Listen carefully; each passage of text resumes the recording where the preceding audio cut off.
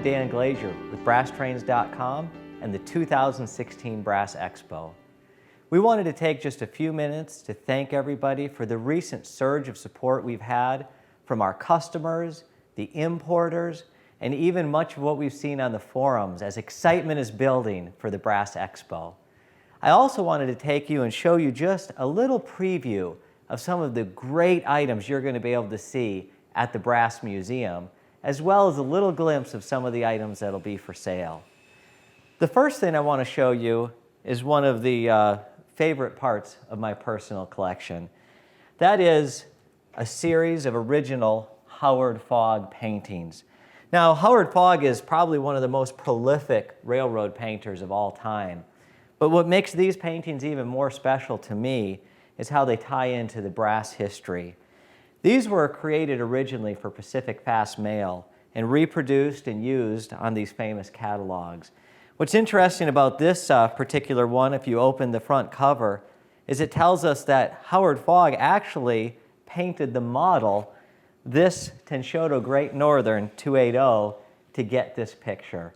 So it's just a great tie-in to our industry, and we're going to have a series of those in the museum that you're going to be able to see that likely have never been shown before, as far as I know. They came from Don Drew's personal collection.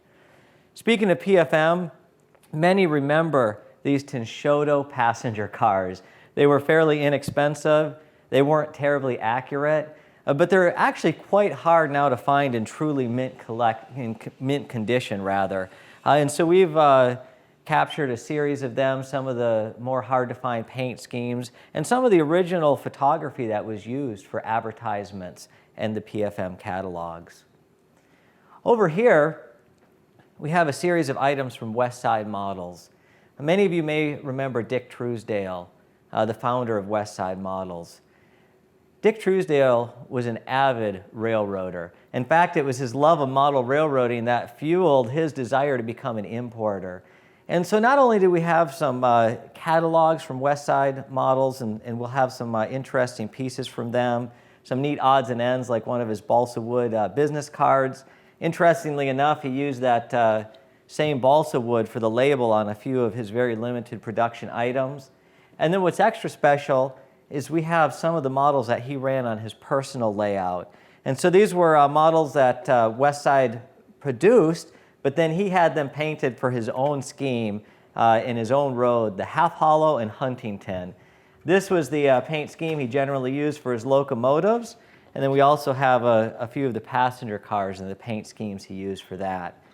You'll see in the distance we have a lot of catalogs, a lot of books. There's actually going to be a huge selection of catalogs and books that we collected throughout the years when we were putting together our brass guides. I know you're going to enjoy those. They'll really be a trip down memory lane for many of you. If you come over with me here, we have some other very interesting items I'd like to show you.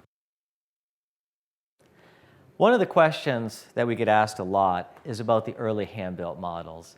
It's a great education involved in learning what's so special about them and what differentiates them from some of the more standard run brass models. Many people ask, aren't they all handmade?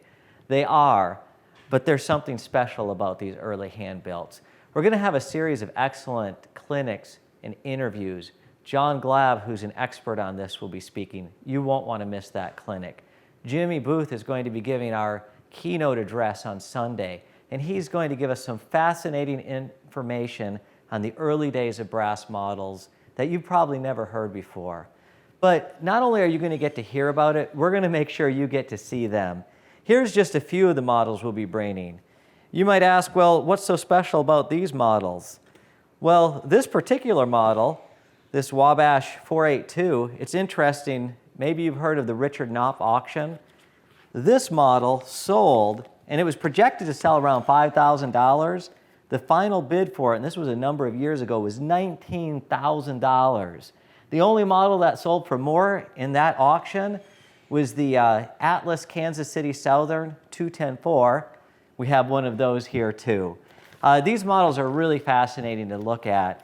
And from my experience, it's very hard to really learn about them without seeing them in person. The nice thing is we've been fortunate enough to acquire several with the original boxes as well, which is very rare. And a number of collectors are going to be bringing some additional hand-builts. We're even going to have some for sale at the show, so I know you won't want to miss this aspect of the museum. One thing that's important to us with the museum is not just to show you the rarest or the most valuable models, but to give you a behind-the-scene glimpse at the industry of brass trains, some of the missteps, what went into producing the models, some of the challenges the importers faced, even what went into producing some of the advertisements or the promotion of the models. Here we have an example of, to me, one of the most fascinating parts of how they promoted these models.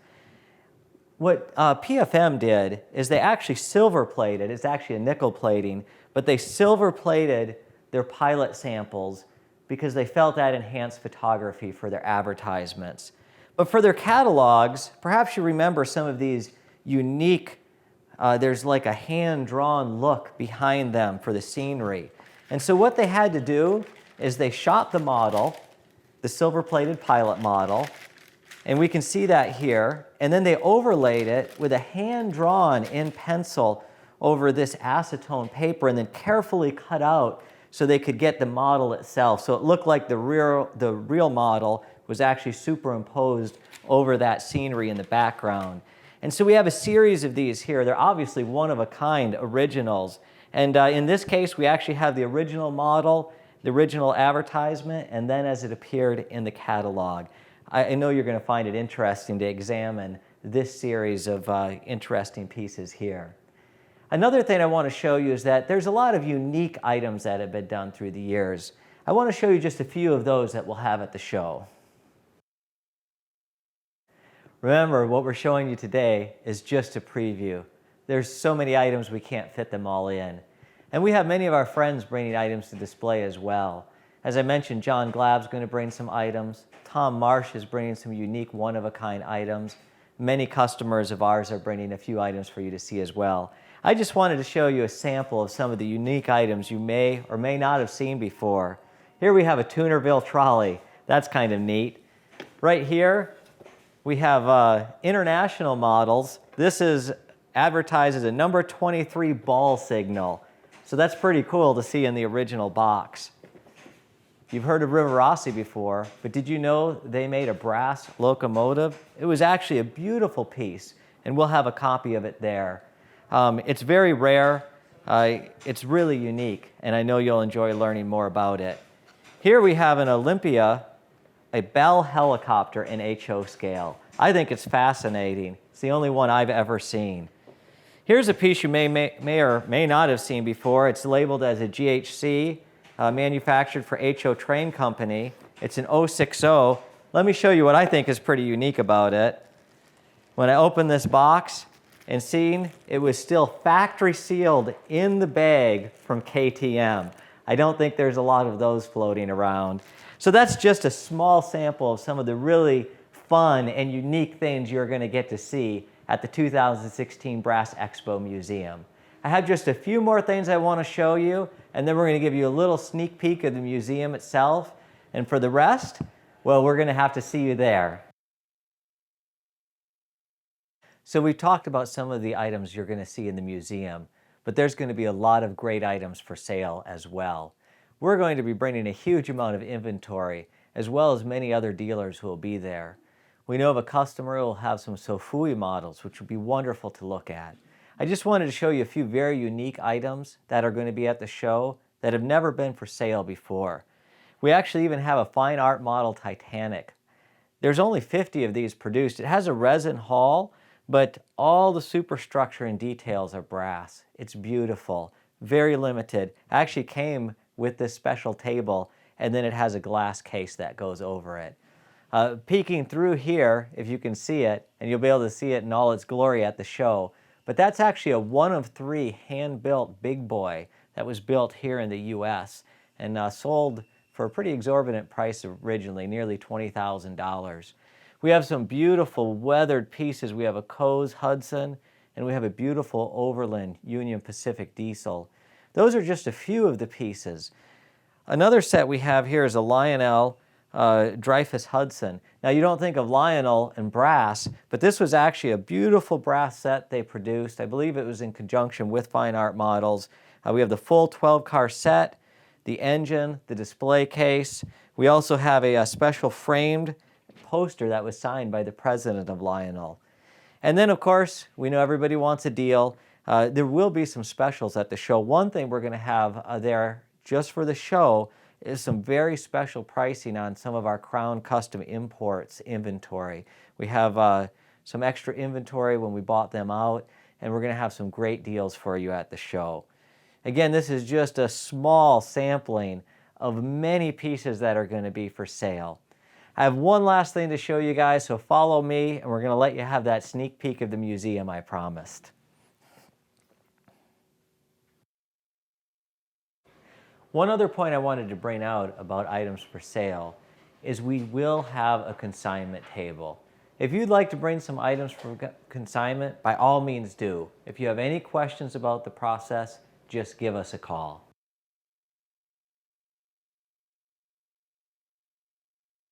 It's no secret, we feel brass model trains are works of art. So right from the beginning, it was important to us that we had the proper setting. We wanted it to feel like a gallery or a museum. And that's why we chose a luxurious hotel ballroom. But of course, to properly showcase these models, we needed, well, a showcase. So Ron and the design team have been working on this and designing it for about a year now. And it's churning out spectacular. Let's take a closer look. What we're showing you today is just a progress report on one small part of the museum. This thing's huge. It's literally going to take a semi for us to get it to Florida to Chicago. I hope you're as excited as we are about it. So if you haven't done so already, buy your tickets today. Don't forget about the Parlor Car evening event. And also, you're not going to want to miss anything at the show. From the museum we've showed you a glimpse of, to some interviews with builders and importers, and some special announcements you'll have to wait for at the show. Also, we wanted to remind you that September 1st is the cutoff for the very special rate we negotiated for the hotel. We'll see you at the show.